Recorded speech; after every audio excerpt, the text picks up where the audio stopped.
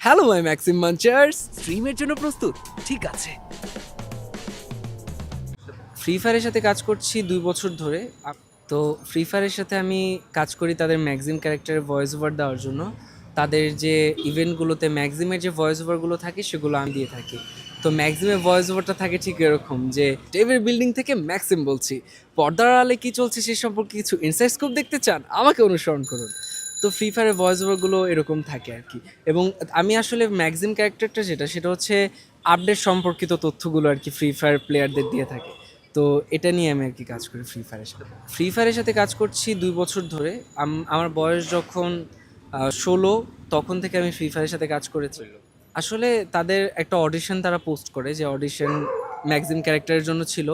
তো সেই অডিশনে আমি অ্যাপ্লাই করি, আমার ভয়েস ওভার সাবমিট করি। তো তারা যেমনটা চাচ্ছিল সেটার সাথে মিলে যাওয়ার পর তারা আসলে আমাকে সিলেক্ট করে ম্যাক্সিমের জন্য। তারপরে আমার 3 ধাপে অডিশন দিতে হয়েছে। একবার হচ্ছে অনলাইনে, তারপরে তাদের অফিসে যেয়ে, তারপরে আবার অনলাইনে দিতে হয়েছে, যাতে তারা বুঝতে পারে যে ম্যাক্সিমের জন্য আমার ভয়েসটাই পারফেক্ট কিনা। হ্যালো মাই ম্যাক্সিম মাঞ্চার্স, কেমন আছো তোমরা সবাই? আজকে আমি তোমাদের জানাবো নতুন আপডেট সম্পর্কে। তো সবাই আমার সাথেই থাকুন, ম্যাক্সিমের ব্লগের সাথেই থাকুন।